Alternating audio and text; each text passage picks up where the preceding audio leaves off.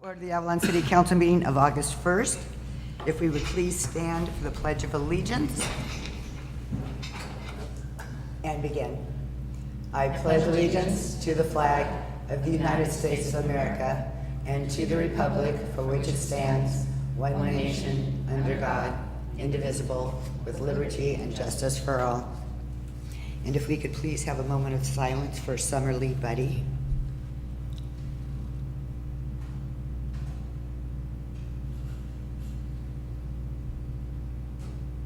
Please be seated. And if everybody would please wish my husband a very happy birthday today. I don't know if he's watching, but probably not. Well, may we please have the roll call? Councilmember Della Rosa. Here. Councilmember Lavelle. Here. Councilmember Schickling. Here. Mayor Pro Tem Ponce. Here. Mayor Marshall. Here. Are there any announcements or written communications? I have received 8 communications regarding item 8, the moratorium on the transient rental licenses, from Mary Stein and Randy Brannick, Cindy Cassidy, Leslie Warner, Lindsay and Pat Mattingly, Constance Rue, Greg Freeman, Donna Sharp, and Kate Rudon. Copies were distributed to the council and are on file at the city clerk's office. Thank you very much. Department head reports?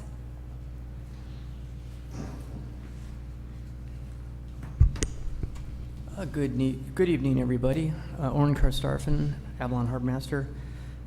Since my last report on Tuesday, July 18th, Patrol moored 1,224 boats for a total of 4,491 nights. Patrol responded to 3 medical calls, 7 vessel accidents, did 97 public assists that range from wrap-ups to assistance towing. Patrol assisted Baywatch 5 times and the sheriff's 1 time. Harbor warned or advised 38 individuals of the municipal code violations and completed 84 security checks of the facilities and surrounding waters. As you know, this last week we had the opportunity to test the electric boat that was brought over here by Vita Seal. The makers of the power electric boats that we brought to Avalon last week, the one we had was the Vita Seal 24-foot center console power boat, and we used that for the 2 days, Wednesday and Thursday. Harbor Patrol tested out each day, and overwhelming positive response we've gotten back from that. For you, Annie, and I mean, I think it was a pretty fun experience when we went out to West Harbor there and ran over to Hamilton Cove. Mm-hmm. But we got to do some towing with it, and and anyways, I'm going to be talking with the engineers and be talking about some of the maintenance questions that we ended up with, and we'll be doing that tomorrow. But outside of that, do you have any questions? I know there was a little discussions about maybe applying for a second boat at the same time, because what the heck?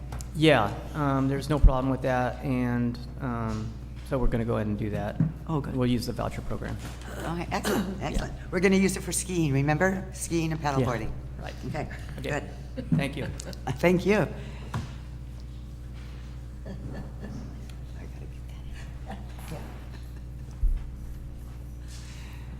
Good evening, Mayor, Council, City Staff. Michael Alegria, Fire Chief. For the month of July, the guys ran 101 medical calls, a total of 117 overall calls, with 16 of those being fire-related calls.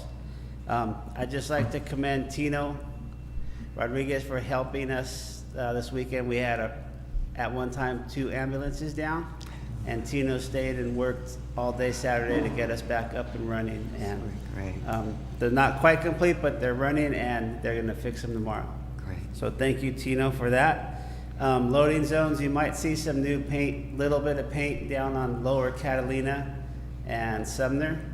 We're really trying to limit the traffic driving past Little Antonios. Right. For everybody, cities, everybody.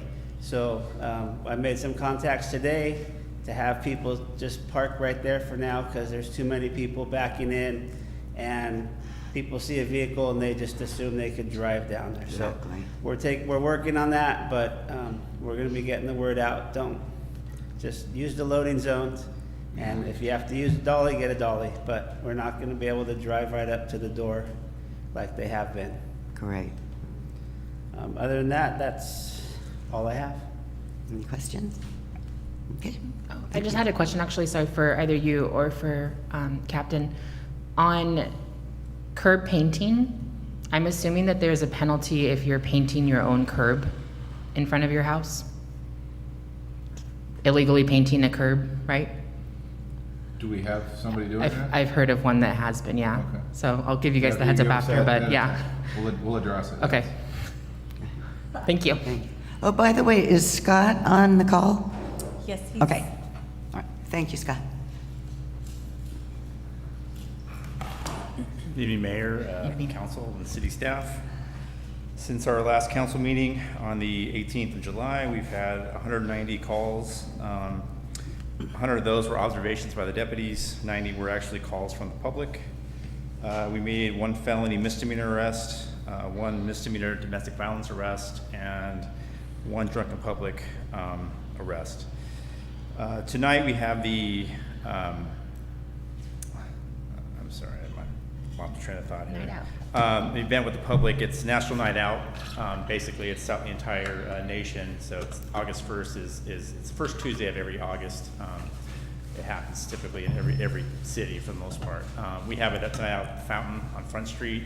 We'll have multiple vehicles out there, search and rescue vehicles, and we'll have search and rescue team, the volunteers, my staff, and myself out there. If you're listening to this and you want to be a volunteer at the station, please come by. We have plenty of information to give you. We'd love to have you. We definitely need more volunteers. And on August 9th, we have the Friends of Pancho Villa, again, going to be giving away rods and reels to the Children of Avalon at 2 p.m. at the sheriff's station. So please put the word out if you're listening to this. Anybody with school-age kids that want to come and get a nice rod and reel, I have about 50 in my office right now. We should be getting more, so please bring them by, and they'll be passed out to first come, first serve. And that's all I have. And thanks, I know you reached out to the harbor about a place for him to put Pancho Villa, and I confirmed I it have. with Orrin to make sure, so thank you for taking care of that. Yeah, we've been talking quite a bit about that, actually. Yeah, he's quite an interesting gentleman. Mr. Hassman, I'm glad, but it's so good that he does that just out of the kindness of his heart. I don't know who he Fantastic. gets to donate all those things, but it's amazing. And the rods and reels he has, they're Yeah, really nice. Yeah. It's a nice setup. I'm pretty jealous, Yeah, actually. yeah, no drop lines for these kids, I tell you. Yeah. I don't know if it was an intentional thing, but it was really cool. There was a police vehicle parked right there at the entrance to Clarissa Court the other day, and it was there for a little bit, and it was really nice to see people stop at the stop sign. Because I went out to look and see if there was somebody in there, but there wasn't, but it was parked just perfect, and that people were actually slowing down and stopping at all 3 stop signs. That was, I don't know if it was an intentional Wrote it thing, down. but I just wanted to Make sure thank that you for that. happens more Yeah. Yeah, no, that was really great. And I really feel sad. I happened to meet the guy who was, well, he was chasing me down. He got his wagon with all that stuff on lower terrace. Yeah. Any luck with finding the culprit that pulled that off? No.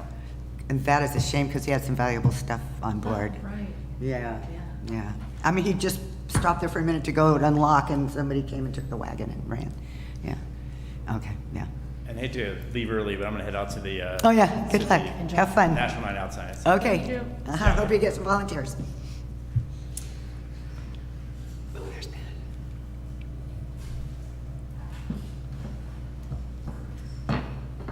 Matt Baker, Finance Director. Just a quick revenue update for council.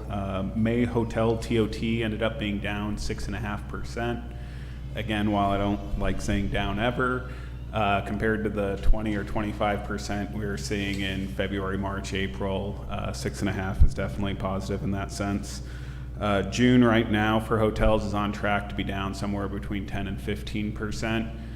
Again, that could change. We still have, this is as of yesterday, so if there's some postmarked on the 31st or a few late payments this month, that could change from there. Vacation rental TOT for May was down 16%, again, well up from kind of the pre-COVID averages, but down from the highs we saw last year. And June's on track to be around there for, but again, when we were kind of developing the budget, we used kind of the February, March, April as kind of the baseline, which was down 25%. And so that's gonna be positive as far as where our reserve balance will be from where I presented it was at the budget. So in the budget, we estimated fiscal year 23 revenues to come in for a hotel tax or the transient occupancy tax at 7.8 million. So that's for both hotels and vacation rentals combined. Right now it's at 8 million, and my guess with late payments, it'll probably creep up to close to 8.2 million. That's significantly higher than our pre-COVID TOT, which usually would hover around 5.4 million. It's not going to reach the peak we saw in fiscal year 22 of 8.7 million, but certainly positive if it reaches that 8.2 million figure. In this year's budget, we have 7 million as kind of our target. So again, the hope would be we have another strong year in fiscal year 24, and that just provides us additional reserves that can go to a lot of the big capital plans we have.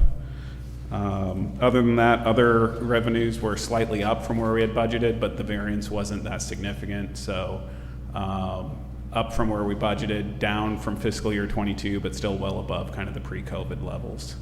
And so I'm going to wait a couple weeks until we get those late payments trickling in, and then I'll publish the fiscal year 23 kind of full numbers for visitor-driven revenue. So probably at the next meeting, I'll be able to present that. Other than that, we had auditors on site last week as we're gearing up for the fiscal 23 audit. And I had working with my intern on some vacation rental monitoring projects. So. Excellent. Any questions of our finance director? Okay, thank you.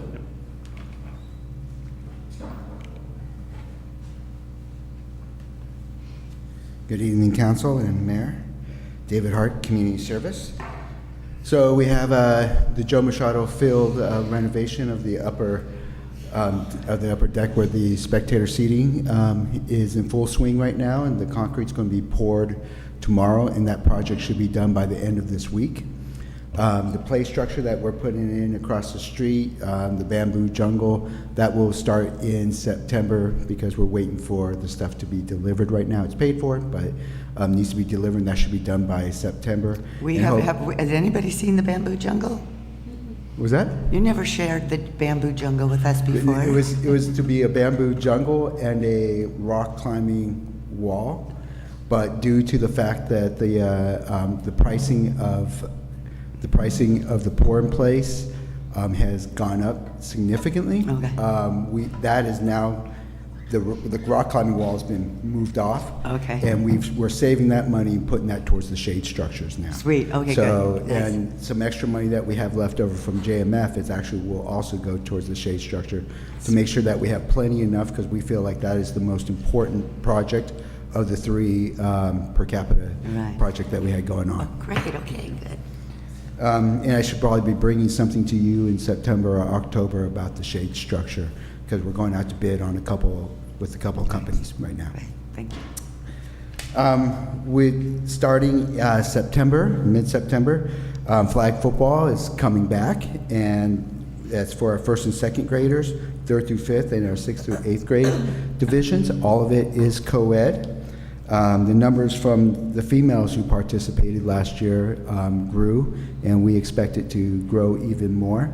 Maybe down the road, CIF has created a women's flag football league now as an actual CIF sport, so we're hoping that we can build it up in our lower divisions, and then it becomes a sport at the high school level as well. We are working in conjunction with NFL Flag. And so what that is it's an organization that's backed by the NFL, and what they do for $30 per kid, they get a full jersey, official NFL jersey, their flags, and the football. So at the same price that we provide our program for as a whole, they're able to kind of ramp it up and affiliate it with the NFL. And then also yesterday, I was able to confirm with the LA Rams They will be coming in. They'll be coming in next April, and they will be doing a book reading with the kids at the school. They will do a Play 60. Play 60 is an organization that it's an outreach program from the NFL to teach kids how to be healthy by playing. You know, the idea is to play 60 minutes a day, and they set up a football course out there. You play these games, jump roping stations, conditioning, and the coaches and the development staff from the NFL come. And every now and then they bring a player. We'll see. Hopefully Catalina is a place some of the players would like to come visit for that time. And so we've confirmed that we got the commitment that they're coming. We're just confirming a date now with the school. So when school starts back up, we'll confirm a date with them. And then they will also do the coaches will be working with do a one-day clinic with the high school football team, which will be really cool as well. Oh, that's awesome. Yeah, that is good. And then coming this fall, we haven't set the date yet, but we got the equipment, and we'd like to thank the Yacht Club for there's the Yacht Club, and then there's the Yacht Club Auxiliary Club. Mm-hmm. It's a group of women who are part of that group, and every year they give me about $1,500 to put towards a program, to develop a program. And so this year's program is archery. And so we already got the recurved bows and little bows for the little kids, and Jessica Hickman, our karate instructor, is an expert archery. I don't know what their master. Archery master. And so she'll be teaching the archery course. So something a little bit different that some people may not have done before. It would be a lot of fun. I went out, we had to test the equipment. So we went out and we tested the equipment, and it's addicting, and it's a lot of fun. And so hopefully look out for the archery on the start date on that. Pricing as well, we'll figure out what the pricing is on that, but she'll keep it cheap because she just wants people to do it. And then one more commitment that I got is from a dance studio in San Pedro. This dance studio teaches ballet, folklorical, hula, tap. They have everything. And so we're going to decide. I think ballet will probably be one of the strong ones. It's one of the things that I get asked. Number one thing I get asked for, one is dance, and within dance, ballet, especially for young kids because it's such a good structure for all dance. And so I'm working with the head instructor right now who actually trained with Misty Copeland. I don't know if you know who Misty Copeland is. She's the first African-American lead in the New York dance, which is one of the most prestigious ballet studios in the world, and she's actually Misty's. She's the reason Misty got into dance. Wow. So she's actually mentioned in her Bunhead book that she wrote, and she talks about her extensively in it. And so I feel like we're lucky to have her. Her name is actually Catalina. So it's her mother actually named her after Catalina because they love it here, and they just found out that we don't have a dance studio, and they ran into a good friend of mine in Lourdes Thorick and said, man, we want to start this dance studio because her mom knows her through folklorical dancing. And so she gave me a call, and it's destiny to happen. So I think it's going to be a great program. She also understands that our community is not like other communities and being able to afford what people afford for dance studios over there, but she just wants to be able to create something here. And she hears kids want to dance, she wants to give them an opportunity to do it. So that's going to start in the winter, so that way we get an opportunity to kind of build it up. She's going to bring a group over in the fall during our fall carnival, and she's going to perform during fall carnival with several of her dance groups up there, so we can see what's coming. So those are just some of the things that we have in the works. Would that be at Tremont Hall then? That would be at Tremont Hall. This is the only place that you can really, Right. do that. Open and bare and, yeah. Yeah, and from years past, we've had a couple of people who've tried to do dance here, but not as qualified as instructors, you know. And but we still have like the bars. We still have mirrors. We have everything we need to have a dance studio, and I feel like we're going to be really blessed to have this person come here and bless us with her abilities. So, You're kicking it, Dave. oh, Out of the lucky, ballpark. Yeah. manifested. Yeah, Yeah. it's really exciting. All of it. It's very exciting. Again, any questions? Can the adults join? Yeah? Oh, absolutely. That'd be so Absolutely. Absolutely. Especially archery. Especially archery. It's a lot I'm of gonna fun. stick to the dance, but Yeah, okay. Archery's fun. Thank you. Thank So's you. blow darts. Hello, Council, Mayor, Jamie Melak, Maintenance Superintendent for Public Works. Filling in for Bob this evening. Bob's on a much-needed vacation. I think we can all agree Bob needs one, so. Deserves one. Yeah, right? So I'm just going to provide a few updates. Have you noticed in my Public Works update, we've been working on the serpentine wall in town, so we continue to work on that this week. Some of the main things we'll be doing this week is replacing a lot of the wood portions on the benches along the wall. For example, we replaced all the wood in the area in front of Maggie's and the brew house. So we've been working on that this week, and it's getting done the right way. The way it was done previously wasn't quite so correct. So this will last much longer. So anyway, we're continuing to work on that. We're also continuing to work on the street markings, stop bars, crosswalks. We're just about done with that, so more of that. We also working on some repairs to the fire suppression system at the KISL building radio station. We had a leak there in the suppression system, which was a little surprise. So we're getting that fixed. And other things we're doing, we're gearing up for some carpentry work we'll be doing out at the wastewater treatment plant. The transition from Montrose to Perk has gone very well. Bob, Jeffrey Hernandez and myself have been working closely with Tom Brown out there. He's a new lead guy out at the wastewater treatment plant for PERC. And one of the things we're doing is making sure everything's compliant out there.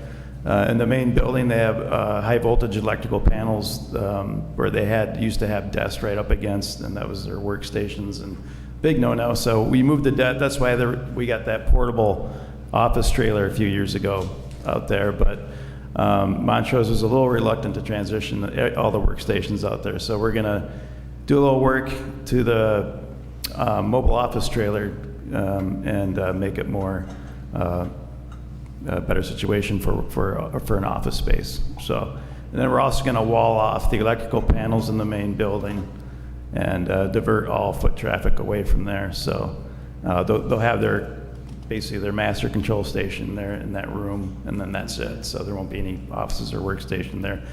And so we'll be doing that over the coming probably month or two, but we're preparing to get all the supplies for that. And then we're also doing some training on some heavy equipment, mainly our mini excavator, trying to get guys some time operating the equipment that normally don't. So trying to get everybody trained in on that. So that's basically all I got. Anybody got any questions? That's all you got, come on. Yeah, we got a few things going on. Thank Okay. you. Any Thanks, guys. questions? No. Okay.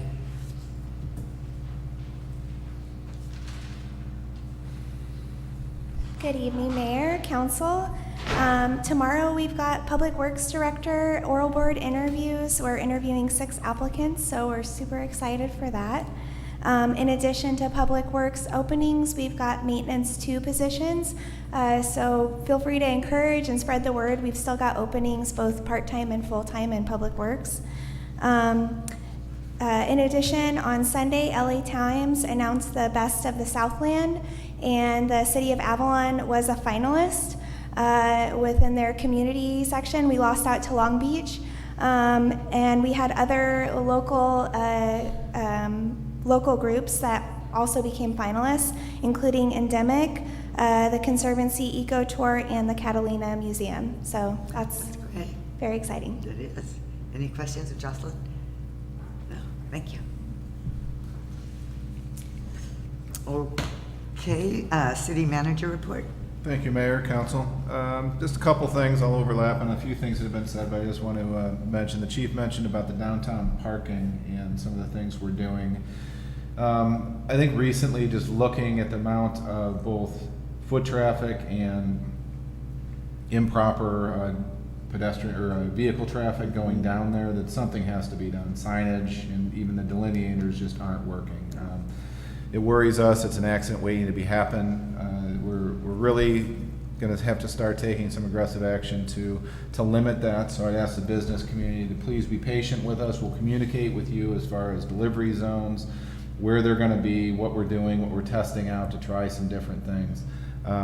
But it might involve a delivery where you actually have to put it on a two-wheeled cart and roll it a couple hundred feet. That should not be unheard of.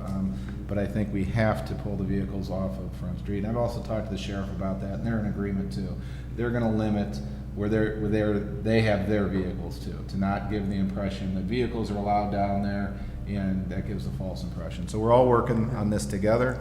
Hopefully we'll have something going forward soon. We'll bring it to council, but we'll certainly communicate with the business down there. This week I had participated in a good meeting with Edison concerning coordination between the city planning department and Edison about how going forward we can do a better job communicating plan submittals and whether or not the applicant has water allocations, and to make sure we're on the same page, because it's a really difficult chicken and the egg situation there for both entities. And I appreciate Edison's involvement. They understand our situation, we understand theirs. So I think we have a good plan going forward, and we'll be flexible if we need to change. Jamie mentioned it, but I do want to recognize again the guys that are down there with Public Works working the Serpentine Wall. This was a project we were hoping to get done last winter, but with the weather it just didn't happen. So rather than pushing it off where we didn't feel it can be pushed off an entire summer, they've been working with the crowds and through the crowds, and they've really been doing a nice job. I think they're very diligent about what they're doing, and I think they're taking a lot of pride in it, so I appreciate that. It's not easy to do it this time of year, so thank them. And then finally, we had July Planning Commission meeting. We had a great discussion item on there, that being short-term rentals. I want to thank both the Planning Commission members and the residents that participated. We came out of there with, I felt, staff came out of there with a very good idea of the issues that we immediately have to address. And I think the residents had a tremendous number of good ideas. Since then, they've led me to more good ideas, sending emails. I appreciate that. And I think going forward, this is something that's really exciting, I think, from my standpoint in Sagecrest, because I don't think we have to do heavy lifting on this issue. Council and planning did that a few years ago when you shifted from CUP to the licenses. Going forward, I think we can really make this work with some smart, legislation, smart ordinances that we can enforce, but enforcement has to be a big part of that. So our goal is to bring, hopefully, Council and Planning Commission an overall package that we can discuss some of these other items.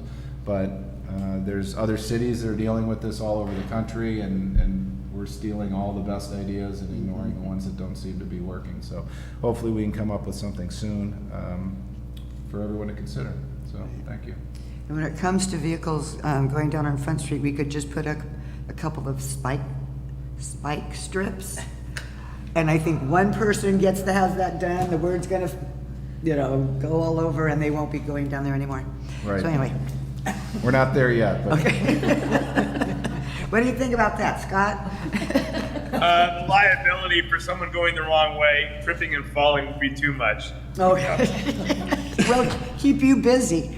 Do you have anything to report, Scott? Just enough that we're still working with LAFCO on annexation and the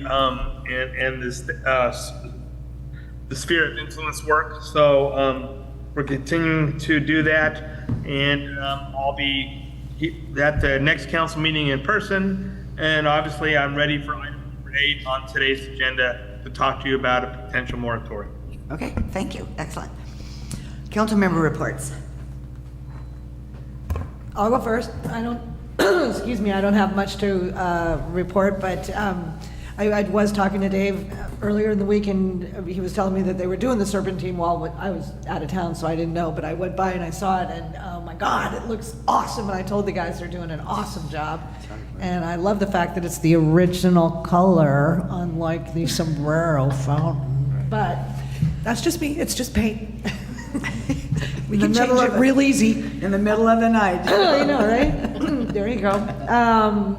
And I was lucky enough to go out on the electric boat that the harbor department's looking to purchase, and I really hope to God in heaven we can get that going, because that is an awesome boat. it gets up and goes when it needs to, but then if you need to stop, it stops, but it doesn't, it's not like jolty and it doesn't throw you around. And it turns on a dime and it's quiet. We sat out there in the harbor and we were all talking because there were some fire department guys on the boat with us too. So we were all talking and stuff, and then after a couple minutes, Oren goes, "I'd like to remind you that we're idling right now." And I was like, "Oh my God, right." It was totally quiet, no rumble under your feet, no nothing, no emissions, and the maintenance and all that stuff, the people that brought the test boat were there, and she gave me a lot of information. It just sounds like a total win situation. So I hope we can get one or two. And that's about it. Attended a couple of broadband meetings, including one with Senator Alex Padilla.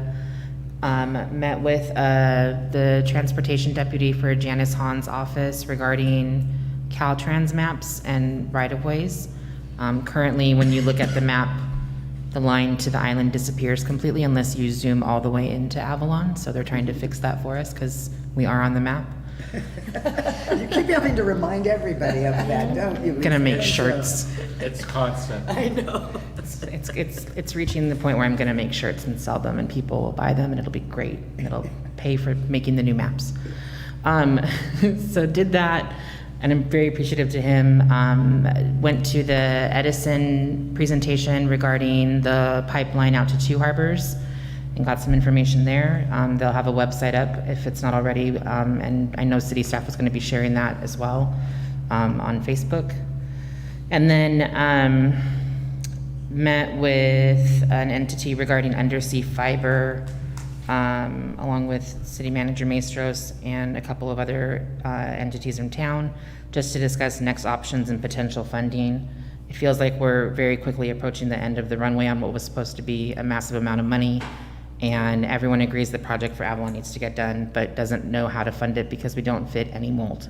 So we're too big to be big, and we're too small to be small, and we're too everything else to be whatever they want us to be. So we're talking with the CPUC hopefully this coming month regarding that. Hoping to attend a call mid-August with a number of people, and have reached out to Congressman Garcia's office, and also will be reaching out to to Assemblymember Lowenthal's office to get some assistance with that as well, just because nothing is fitting where we need it to fit, and money is rapidly getting spent elsewhere. So we'll see what happens. I've asked a number of small counties in Northern California to adopt us for this occasion. Nobody's called me back yet. Well, that's thinking outside the box, though. I like it. Yeah, I'm all for whatever. We can hashtag up for whatever, especially broadband. And then have Gateway Cities COG tomorrow evening. It'll be the first meeting that Hector De La Torre is the new manager for that. And really proud and excited to announce that Gateway Cities will be coming to the island in September. So that's all of the Gateway Cities representatives from the Port of Long Beach, and all of the city managers from those cities as well. Great. So they'll be here for 2 days to do planning for the next couple of years as a retreat. So Nice. Congrats, that's awesome. see if we can stop by and hang out for a little bit. There we go. Yeah. Michael, are you saying? I got nothing. Okay. I also attended the webinar with Alex Padilla for broadband. Me and Lisa discussed a little of maybe trying to set up a meeting with some lobbyists while we're up in Sacramento. We also discussed it with Josh Lowenthal's office, and they also suggested maybe bringing someone to the island. So we have options, just got to follow through. Also attended the Edison community meeting. They did say that they were going to repost the information on social media, so once they do, we'll make sure to throw that out as well. And I am enrolling my children in school, so I'm getting a little bit more involved right now. I know I mentioned before that the school is trying to start their own preschool program, but they still have a lot to do with construction and permits, and so I've been asking them to kind of just give me the lowdown as much as they can. So if you are interested in enrolling your child in their preschool program, we are going to have to wait just a little longer. She said they're thinking maybe September or October. I know that the school is giving a phone number out, so that's what I called, but they don't have much information to give, so just wait for my word and I'll make sure to get the information out. So that's the Head Start program? Yeah. Okay. Yeah, it was a little confusing, so I was like, you know what, let me try to call as many people as I can to get the information, because I know everyone's gonna call our school, and they have limited information, so once you get sent to the Long Beach office, it gets even more confusing. So like, let me just give you, you know, I can get the word out for you guys, just let me know what's going on, or at least as much as you can. And did you get the business cards from the people that were here when they had the? Yeah. Oh, okay. Yeah, so those are the numbers they have, but they barely knew. So I was like, just make sure, you know, Yeah. to let us know Excellent, when you can. excellent. And then I did want to thank everyone that's been sending emails, especially those that send resources and links. I want to thank you for your time. I think I'm very excited, nervous and excited for this topic. I think we have a really big opportunity here to get this done, and I don't want anything to fall through the cracks. So for those that are staying involved, thank you so much. I may not reply to all of them because my 2 kids are a lot, but trust me, I go through them and I take so many notes. So thank you. That's all for me. I echo that. I don't know if anybody else met with Clayton when he was here a couple Saturdays ago. Yeah, it was just a kind of an informal chat, and I met him at the library, and I don't know that if any of the public was actually there, but it was just a nice chat. I talked to him about housing and talked to him about money for, well, I guess we're pretty okay on the mole project, but just for him to keep us in our prayers. And basically they're kind of saying the only way we're going to get big money is if we get somebody to earmark it special, because we will never hardly fit in those boxes, you know. So gonna have to for your undersea cable. Yeah. Yeah. It seems like it's a pattern that we don't fit in anyone's boxes. Yeah. So like, do we use Townsend, who, you know, because we'd like some boxes checked eventually. Well, in that study that we're gonna do, where's that? We're starting that. It's already underway, working the background on that, but we're looking to have boots on the ground September-ish. Yeah, on right. that, so. Excellent. Okay. All right, that's all. Oral communication.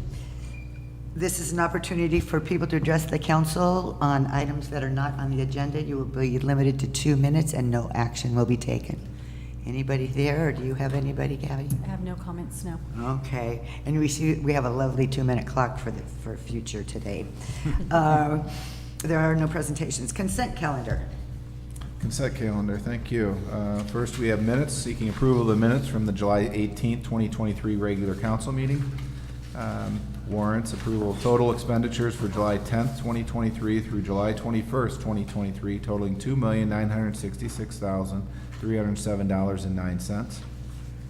Asking council item number 3, adopt a resolution accepting the fiscal year 22-23 fourth quarter treasurer's report. Item 4, authorize the city manager or his designee to solicit a request for proposal for qualified firms to implement the city's annual sewer project infrastructure plan under capital improvement project number 205012. Item 5, authorize the city manager or his designee to solicit a request for proposals for qualified firms to implement the city's citywide street rehabilitation program under capital improvement project number 180041. And finally, on the consent calendar, item 6, authorize the city manager or his designee to procure a used backup generator in accordance with the city's procurement standards for a not-to-exceed cost of $85,000. I would just like to make a comment on number 5 and not really pull it. And is there anything that really wants to be pulled on the consent? No. So there was a question, because to rehab the streets, that would also, I'm hoping, would include the alleys. We are looking at the alleys, yes. Okay, because I talked to a gentleman, and I think he came before the city council way before my time and said, you know, if it's so much per house, if you could get all the people that own those houses to just pay for the alley, they'd only be paying for half, because the other house behind them would pay for half. Could only be a couple $100 a house to help with that project. So just something to think of in the future. Okay. That's all. Is there a motion? I'll make a motion to approve items 1 through 6 on the consent calendar. I'll second. Moved in second. Call for the vote. Councilmember De La Rosa? Aye. Councilmember LaBelle? Aye. Councilmember Schickling? Aye. Mayor Pro Tem Ponce? Aye. Mayor Marshall? Aye. All ayes. And item number 7. Public hearing for item number 7. It's the revised fiscal year 23-24 miscellaneous fee schedule. Asking council to hear a presentation regarding the fee schedule, open the public hearing for public comments, close the public hearing, and if consensus, adopt the fee schedule with revisions as proposed. Good evening, council. I don't have a formal presentation to prepare. I just thought I'd summarize the 3 changes that were made to the fee schedule that was adopted in June. The first one had to do with the annual mooring fees. We had a 3.8% CPI in the fee schedule. I applied that 3.8% to the fiscal year 22 mooring fees rather than the fiscal year 23 mooring fees. And so that was the error with the fee schedule that was brought to my attention, and that's corrected. The other 2 issues with the fee schedule adopted in June was it didn't include a special events permit from the Recreation Department, and it also didn't include a facility rental for the beach. Right. And so for those, we were kind of cleaning up the formatting of how the facility the layout was for those, and they got lost in kind of the redesign. So those are the only 3 changes to the fee schedule.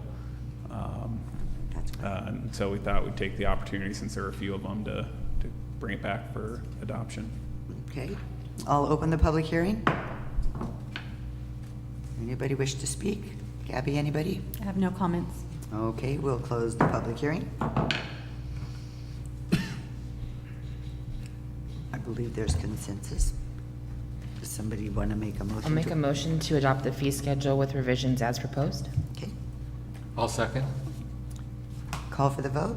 Councilmember De La Rosa? Aye. Councilmember Lavelle? Aye. Councilmember Schickling? Aye. Mayor Pro Tem Ponce? Aye. Mayor Marshall? Aye. All ayes.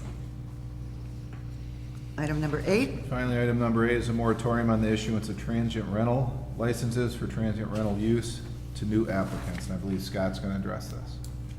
Yes, the purpose of this item is to pass a moratorium. It's an ordinance, it's a non-codified ordinance that puts a pause for 45 days on the issuance of transient occupancy rentals, which is the longest the state allows you to put on a moratorium for these type of entitlements.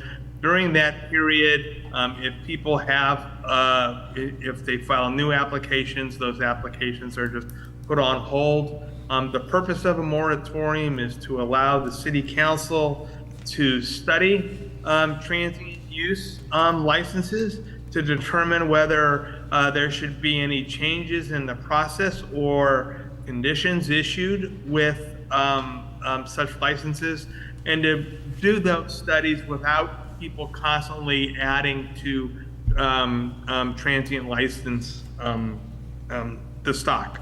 After 45 days, this comes back to the council. If you haven't decided what a new ordinance, you can extend it for another 10 months and 2 weeks for the total of a year. Then if you haven't done anything, another year, so it's up to a 2-year moratorium. But all during the period, state law requires that you be studying and moving forward toward a solution. Again, this pause is a temporary pause to allow you to look at your regulations, to decide if you want to make any changes in the existing scheme of transient rental licenses. And then after you're done, you'll have a new ordinance in place, and then people can file for permits if under the new ordinance, whatever requirements of the new ordinances are. So again, it's just a pause while you and the Planning Commission study it. I envision that if you're not done with the study, that in 45 days from now, there has to be a report saying what you've done up to the state, and then estimating how long it will take. This ordinance is, it has been successfully adopted in other cities, and it's also based on a moratorium that the city of Avalon put in several years ago, which withstood the trial court and Ninth Circuit appeals. So there's no There's no legal issue here. We've designed it to be fair. So I'm happy to answer any questions about the moratorium. No, I appreciate you talking about the extension. If more time is needed, I think that's perfect, because here we are right in the middle of summer. And with our staffing and everything, it's nice to know that that might be happening. So I know everybody's really excited to talk, but we've been hearing a lot of this for quite a while now and a lot of letters. So unless, I'm going to sound like the jerk, but I would like to make a motion to adopt an urgency ordinance establishing a 45-day moratorium on the issuance of transient rental licenses for transient rental use to new applicants. I have a question. Sure. And this could be for Dave or Scott. So we have, it says here, we have 20 properties without current business licenses that hold CUPs. Is that halt include those 28 properties to not be able to apply for the business license as well? I'm sorry, with They the would not moratorium. be able to apply for a business license. If they are currently operating without a license, we can tell them that they cannot operate until they have filed the appropriate permits. Okay, so just to make sure, those 28 properties cannot apply for a business license during this moratorium? Correct. Thank you. Yeah, there's a motion. I'll second. I have some questions. Oh, go ahead. Okay. So I was just wondering about, and I might sound like an ogre, but the 3 TRLs that are pending right now, and if we pass this moratorium, staff says they recommend that they can go ahead with it, and I don't want them to. But they would still have to go through planning. Yeah. It's not a guarantee. I know, but we've seen the planning commission meetings. Not saying anything bad about the commissioners, but they tend to vote yes on a lot. And I put that in there just as protection to the city for people that have relied upon the existing regulations. They've gone through that process. And so the issue there is to protect the city from a challenge that this is an ordinance that is adopted after they've relied upon what is the law. They could argue that this is not fair to change the rules in mid-process. So that's why we exempted them from this moratorium. But timing sucks. And Yeah, so- but and still, sometimes- still, that opens us up to a lawsuit and them winning for just the 3. I'd rather us put a hold on everything coming after those 3. In our view, and just talking it through with legal counsel and Scott, was that it's not worth the risk of inviting litigation over 3 possible approvals versus what we're trying to accomplish here. I mean, Yeah, that- in the that in the was- long run, we're looking at stopping multiple people from doing some of the stuff they're doing. All right. So we have to look at the, granted, it would just stop those 3, but still, in the long run, we want to preserve as much of our housing stock. I as we can. gotcha. I just wanted to Right. bring that Yeah. up and voice my concern. Sure. And, perhaps look at the agenda for that meeting and perhaps get a little more information than we have been getting in the past as far as, do you own other properties right now? Maybe give the commissioners a little something, a little more teeth to actively and fairly reject it if need be. Well, until those changes are made, they They're could. under the old, They're right? under the old. Right. So that's the stuff we're gonna really be looking at. But that's seriously. not the planning commission could just ask more questions, right? I mean, that's not in the that's not against an ordinance, right? no, they can ask questions, but you can't say if you already own one, that we're gonna prohibit you from getting another one, because that's not a current restriction. True. There's no ordinance yet that says that that's the case, so I they don't got have it. to enforce Yeah. that, but I that. got it. That I think is part of what we want to look at. Absolutely. So, right? But, Yeah.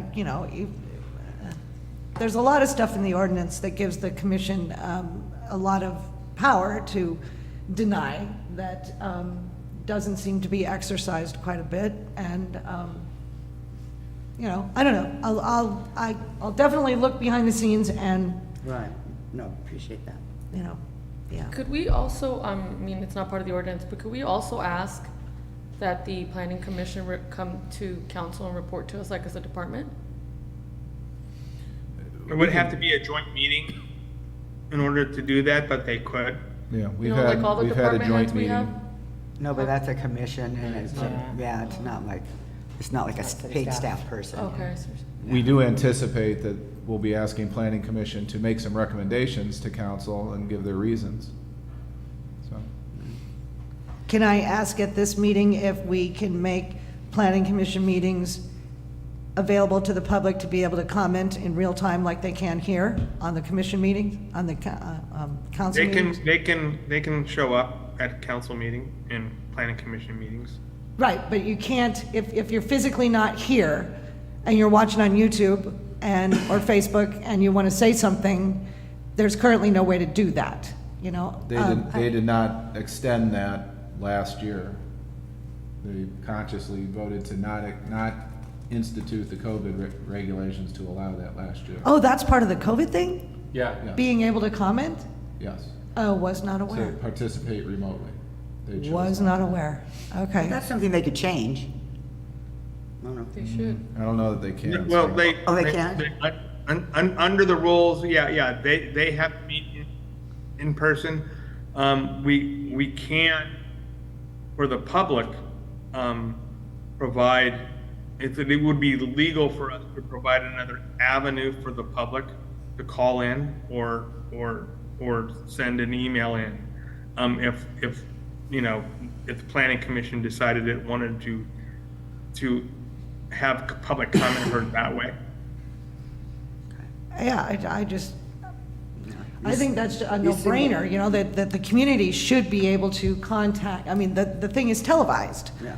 And like this is televised right now, and I understand we can participate remotely, just like Scott is right now, Right. because of the COVID thing. But at any time, even if that COVID thing goes away, and we all have to be here in person, people would still have the ability, because it's just a technological thing, they would still have the ability to write in questions, just like we always check. Do we have any communications? No, we don't. But Planning Commission doesn't have that. And I think it would be, I just think, given everything that's been going on in the tenor of the city and the community, I just think it would be good to reestablish better communication with the community, whether they're in person or not. Agreed. Okay, now there's a motion and a second. Are there other questions? Are you not taking public comment on this subject? We will. I'm curious if you're speaking for or against the moratorium. For the moratorium. I think I can't speak for the council, we need 4/5 to pass this. And I would bet. I would still like to say something. Okay, go ahead. That's what Okay, all right. is now the time. Sure. All right, thank you. You're welcome. Kathleen Carlisle, 311 East Whitley. I read Mary's letter on Facebook. Thank you, Mary, for putting that up there. And I agree that it would be good to step back and form a committee and get some community feedback. And I love your idea of remote participation. I mean, we have the technology. Why not use it? Why does it have to be a COVID thing? I didn't know that either. There needs to be a balance between property owners' rights, of course, and the strain on our housing stock in Avalon and the impact on the neighbors. And, you know, I know you guys in the past have considered density in a neighborhood down on the flats in some areas, but I think it also needs to be considered when the Planning Commission is looking at something, what are the physical amenities or structure of a house? Or where is it sitting in relationship to the neighbors? And I can only go by my own example. I have a vacation rental that was granted across the street, has a giant deck with a jacuzzi on it. And my window, my whole house is right above it. Even if I go to the back of the house, the sound comes down the side and goes in my bedroom window. And I don't have air conditioning, so my windows are always open all the time. And you guys have numerous complaints from me last year, written complaints. But this house continues to be rented and goes on. I've already had 2 incidences just on July 22nd. At 10:20, there were 12 extra people having a party on the deck, including the renters. It holds 7, so I assume there were like 19 people there. I texted the owner. She said she'd take care of it. She took care of it right away. But I still had to do that, and it's so loud. And then again, Saturday the 29th, 11:08 p.m., there were people on the deck. That jacuzzi running is just, it's just like roaring. And so I texted the owner. I didn't hear back from the next day. But I thought it was interesting, both of her responses were, I told them they were in violation of the ordinance. So both times she recognized it was in violation of the ordinance, and she said, the renters were in violation of the ordinance. It's like, no, you were. Right. And it's like having a hotel under your window with no management to check the pool or the jacuzzi at 10 p.m. to make sure everybody's out of it. And that's the rule on their house. They have to be off the deck and out of the jacuzzi. But it's not enforceable. So if there were a committee formed that could hear from community members and figure out a way to fix this gap of enforcement. Last year when I'd call the manager, it was a different manager, she'd tell me to call the police. I did that several times. One of the times I got my house egged. So we definitely have issues, and I think a lot of people who are having a hard time getting housing would love to have a community forum where they could voice their concerns, and that's it. Thank you. Thank you. Okay. Oh, and you just granted this owner another CUP at a new house. So it is significant for the Planning Commission to look at, they have a CUP and they abuse and abuse and abuse, why grant them another one? I think that is significant. Yes, thank you. Debbie? When I spoke here last week and when I spoke at the City Planning Commission meeting, I mentioned some of these things, but I think some of these things bear repeating. When a realtor who profits from the sales and rentals of vacation rentals on the island is put on the Planning Commission, our system is broken. When someone is allowed to own multiple vacation rental properties, our system is broken. No one should be allowed to own more than one vacation rental property in this town when we do not have enough rental properties for the people that live and work here. When residents are forced to wear earplugs to be able to get a decent night's sleep before having to get up for work early the next morning, our system is broken because no one should have to live like that. I'd like to know today what you all consider oversaturation, because let me share with you how we are oversaturated. When members of the Planning Commission do not consider Lower Descanso to be oversaturated, when we have the Seacrest Inn with a top deck, next door to them we have Caleb's Vacation Rental. Next door to that we have the large blue house, 2-story house, and instead of having the deck on the front side where the street is, they have it on the back of the house, which comes right into our bedrooms. Next door to that we have the huge white rental that has the front porch. People like, for whatever reasons, they got that beautiful front porch, they like to hang out by the back fence. I asked them to take it out to the porch, front porch. That's just what is behind us and up against our bedrooms. That doesn't account for the 2 vacation rentals in front of our houses. I don't know about you, but I consider that oversaturated. And the city needs to take a very serious look at what they consider oversaturation. Because we now have an empty house next to the boathouse, which will probably be purchased, will probably be made a 2-story house, and will probably apply for a vacation rental. The house next door, which is between the gray house, next door to the boathouse, the gray house, and Bobby Piacentini's house, is this 2-story gray house. And let me tell you a little bit about that 2-story gray Excuse me, house. we're limiting it to 2 minutes, so is somebody gonna carry Okay, can I on? just finish this one house? Okay. That house on the third top of that the top of the 2nd story is a deck, and it is a party house, and it has a jacuzzi on it, and they're applying for a vacation rental. They were denied last time simply because we all fought it. But you can understand our concerns. Yes. So we want to know what you all consider oversaturation. Well, this evening, oversaturation is not on the agenda. We're just talking about the moratorium. And I think issues like saturation, lock boxes, those friendly letters, whatever they call those, all of that is going to be looked into. And any other comments that y'all come up with, because you all are sending us great stuff. You know, like Maestro said, it's all good things. A lot of cities have already done some things to help with the problem. So I think. Because the Planning Commission does not consider Lower Descanso oversaturated. No. So that's clearly a problem. Yeah.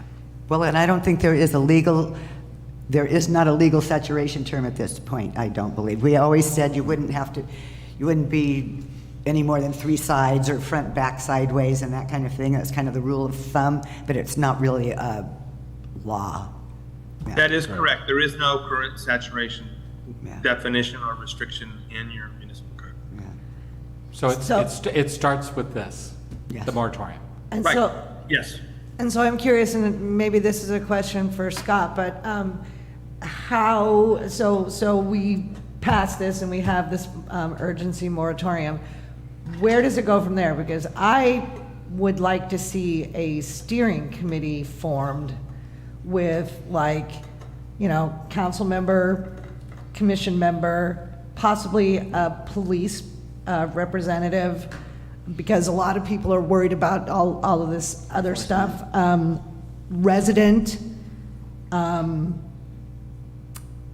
a person that owns a TRL or a CUP to get their input as well, and a business person. So like a 6-people thing. Would that be doable?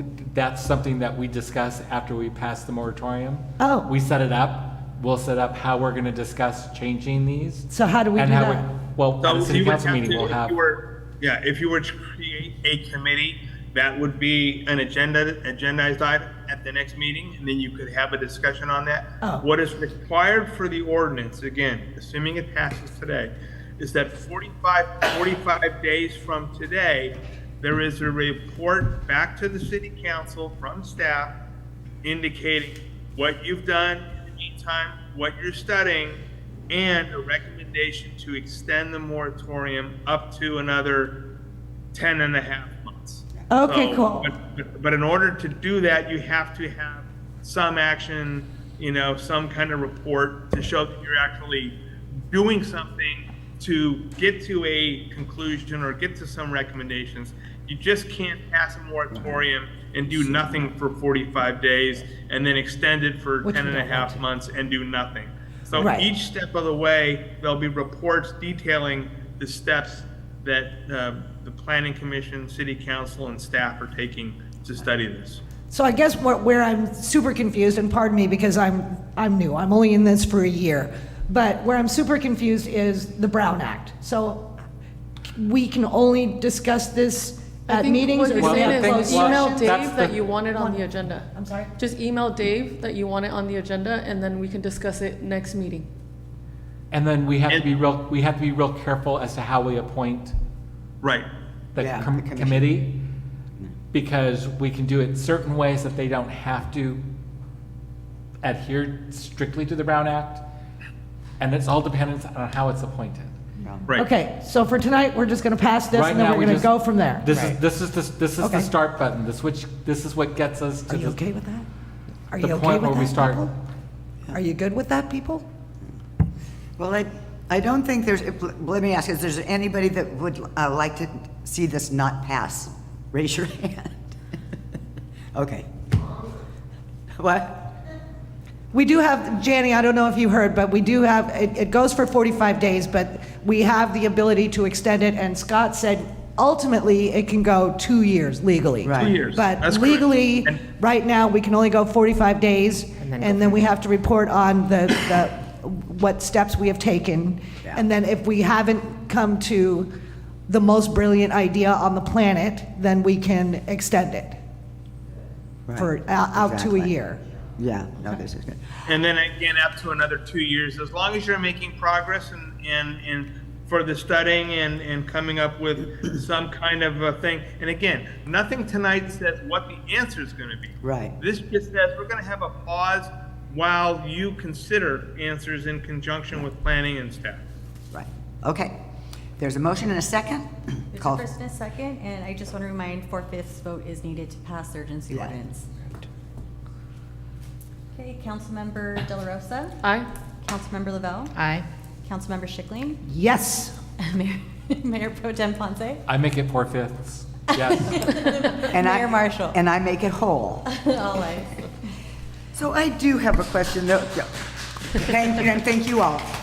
So I do have a question, though, when it comes to Kathleen and some of Debbie's concerns, because I know it's been a hassle there, and she says the whole thing about calling and complaining and calling the cops and then calling, I guess that she doesn't have a manager that's not, or the owner's not on island. Now they do, but you still have to wait and complain, and then they take care of it. Right, well, and that's, okay, so for the audience, the best way to complain, file the complaint is on here, on our website. It's through the complaint portal that the city has set up because we are tracking those by address. Okay. And by unit.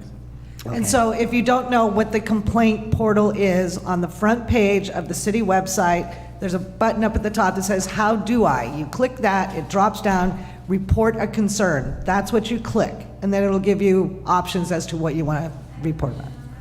Do you want to come up just so somebody I else might can answer hear? your question, Debbie, before you ask it, but that is not currently an ordinance. The three-strike rule is not an ordinance currently. So let me ask you this question. As someone who continually fills those forms out and sends them in, they clearly come across to us that they mean absolutely nothing, because nothing is ever done with them.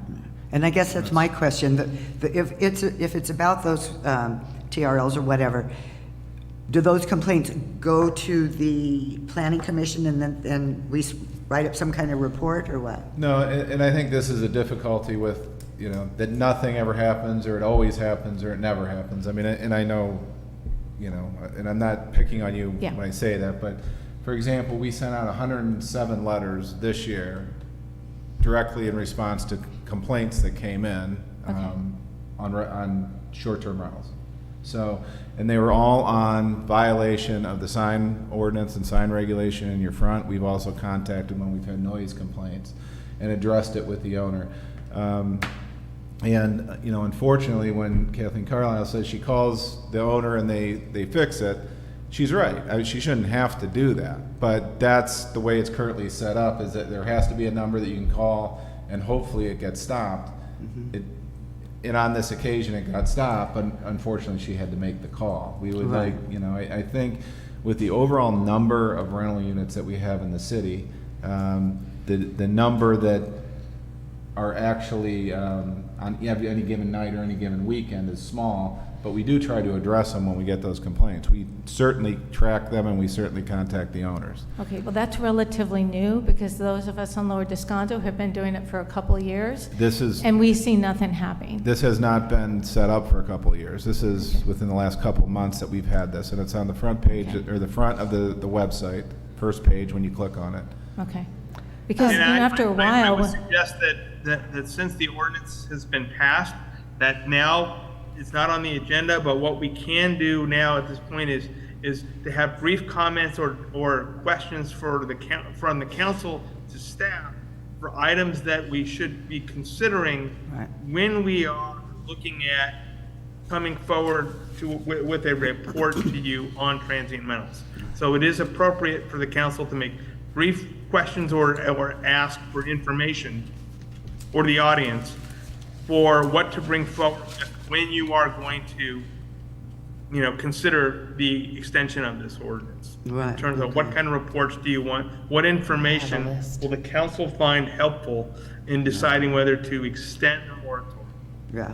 Well, I think there's so many good points in the things that you all send us, that's a wonderful starting place, starting with saturation and just, there's probably 15 things on the list already that are great tools, and that will be, those things will be discussed with, Sage, want to call them sagebrush. Sagecrest. Is working on that as well, right? We are working on that, and working with Sagecrest on that to narrow down some of the issues, I think, that came out of the last planning commission meeting.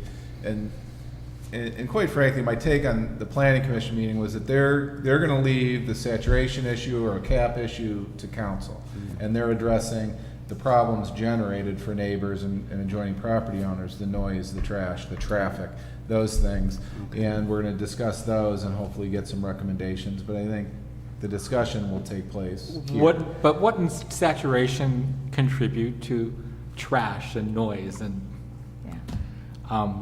Well, it does, but to me, it's just kicking it down the road, because I was on the planning commission when we first talked about the saturation, and I agree with Debbie. When you have Sumner 16 right here, all down one road on one side, but not very many on the other side, that's still saturation. Or even at the bottom of Wrigley Terrace, where they just approved the one right there at the bottom. Vacation rental, vacation rental, vacation rental, vacation rental across the street. It's like, to me, that's saturation. So I agree. To me, I don't think it should have been approved because it just built in another hole where it's all saturated. It's all vacation rentals. I feel sorry for the neighbors down this way. But I think, and Dave, I don't want to speak for you, but I think what Dave was trying to say was that the planning commission wants to leave that particular aspect to us to solve. Because I have heard, because I watch the planning commission meetings on TV, but, so I have heard Eric and Bart both say, we can't do anything. We have to live up to the ordinance. And I don't know if they know the letter of the ordinance or not, but when we get a new one together, they are definitely going to, and so I think that's what he meant, right? No, what I meant is They're gonna leave it going up to forward, us. changes Yeah. regarding saturation or changes regarding instituting a cap. Yeah, is gonna come be- from us. Yes. And then So they will, ultimately, the last decision is on us. Yes. Perfect. They're just a recommending body. And not that that's diminishing it, but Not they're at gonna all. consider Right. it, but at the end of the day, it's gonna be council. right. Would I it think be that's a- why I really wanted to thank you guys, because I feel like we have a solid 5 Yeah. that are really listening. And I don't want this to become a defensive thing anymore. No, I don't Where it's more either. like we're taking notes to Yeah. make sure that we Yeah. can get everything done as much as we can, because I just wanted to comment what you had said about the turning in the complaint forms. Because what happened to Lower Descanso, we were turning in those forms and nothing was happening, so we stopped turning in the forms. Because what's the point of spending our time, on it? So and if that's the way it's working now, what are the consequences? That's something you need to consider. what we're that gonna nobody's say. talking Yeah. about. What are the consequences? How many complaint forms are you allowed to get in a year before there are actual consequences? Because we all know if there's not consequences to one's actions, there's no It's change. not gonna change. Right, so that can be part of And this to be discussion. honest, the consequence is gonna be financial. That's gonna, Or pulled, eventually pulled, yeah. pulled. Initially. Can I read these into the record just for staff to have as part of the discussion? Is that okay? The topics that I would like to see discussed are a recommendation or decision on saturation by neighborhood, a recommendation or decision on saturation in general in Avalon, a recommendation or decision on saturation in housing complexes like Bahia Vista, Sol Vista, Hamilton Cove, and any future housing complexes or complexes that currently do not have vacation rentals like Tremont or Old Tremont. Incentives, looking at if we do move to a cap, what those incentives would be to move people up the wait list. If you provide long-term housing for multiple years, can you move up the wait list? Looking at providing tax rebates if there is an effort to provide long-term housing as opposed to short-term rentals, working with state reps for funding for this and looking at how we can look at creating a fund for this. A cap on the number of units available to be owned and utilized as income properties per person or per entity. Potentially a cap on or a removal of being able to own a property as an LLC, only owning it as an individual. A cap on the number of units that can be owned by an individual and or family. A cap on properties larger than 2 bedrooms receiving TRLs, especially right now, family-sized housing is an issue. I don't know if there's legalities with that and would like to explore that further. A requirement that income properties be utilized as second homes. This is something I don't know how to enforce, so it's a topic of discussion that I don't have an answer for. That they be utilized as second homes as opposed to an income property, so they're not becoming homes that are bought just for the purpose of making money. A minimum amount of income annually for TOT. Annie has talked often about wanting to have minimum nights, and I've always thought, I don't know that I agree with that because I feel like there's an issue with that. But looking at the possibility of having a minimum amount per year and having those funds go into a fund to create housing, buy back housing, or purchase land. Limiting the number of available units owned for vacation rentals to use to 1 or 2 people, so gathering data on what that looks like and how studios versus one-bedroom apartments versus larger properties matter. Regarding noise, penalties, fines, and strikes, implementing a policy for one of the people at the Planning Commission meeting mentioned Minute, which is a tracking for decibels. Having that as a requirement for readers in all units or requirement in units that have had noise complaints in the past. Also, as a personal suggestion to people living next to vacation rentals, consider getting one of those for your property so you can actually have a noise reading of how loud it is when you have noise concerns. And those you can find on your phone. Correct. It's Simple. well, you can have a reader here, but there's actually a number of companies that are devices that'll report back. Yeah, I'll report. Oh, Mhm. sweet. And then also, I do have a question on those types of devices, if they can also notify city staff when there are noise alerts that go above the allowable decibel level. Request neighbors who have made complaints to get these types of devices for tracking. This protects both the person making the complaint and the property next to them. Determine what constitutes a strike. Implement a strike policy. Create transient rental review board or look at utilizing the planning commission for this. Ideally, if we were to do this, this would be a 7-person review board that would look at those noise complaints over time, potentially quarterly. With that, looking at having each council member appoint 1 person and the mayor appoint 3. So you would always have 7 people, and they would always be rotational with who was elected at the time, so you would have a mix of community members. That's all I got so far. You gave that a little bit of thought. Excellent. The other thing, where we missed the boat is, well, Michael, you could know better than me. When Vaughn's was built, they said they weren't going to change, so they didn't have to build any housing. When the Conservancy did their thing, they didn't have to build any housing. And I know the Conservancy rents a lot of units. I know if the hospital, with that project, they're going to build something, I would think. Hopefully, we keep everybody's feet to the fire, but I don't know if we've missed all our opportunities with larger construction projects, but I think that's where we missed the boat some of the time, because we just say. Mike, Go ahead. answering your question about bonds, bonds was supposed to provide employee records on how many people they did have working. Yeah. And I don't know if we've ever done the audit on them to get those numbers as to how many employees they do have, as to how they were able to get out of the housing part of it. Right, and over time, like in the middle of summer, if we would do the audit, the numbers might be high. In the winter, probably the numbers aren't, but they're also having to bring people over from the mainland and putting them up in hotels. But the big thing is that they were supposed to do an audit. Yeah. I don't think we followed Right, that. there's a requirement that the city can audit businesses. So both in the Conservancy and the Vaughn's, the baseline is how many employees they had when they moved to their locations, and then for every 2 employees above that, they have to provide 1 housing unit. So we have the ability to audit them, and that's something that we can undertake. And that was to construct, not to just go out and rent a place. It just says provide full-time housing. Yeah. We might want to So- change that language then, yeah. Right. Yeah, construct is a better word. Okay, we can add that to the list. Okay, thank you. All righty, well, if there's nothing else. I would just like to say thank you for listening to us, and not just listening to us, that we feel heard. Great, good, thank you, thank you. All right, meeting adjourned.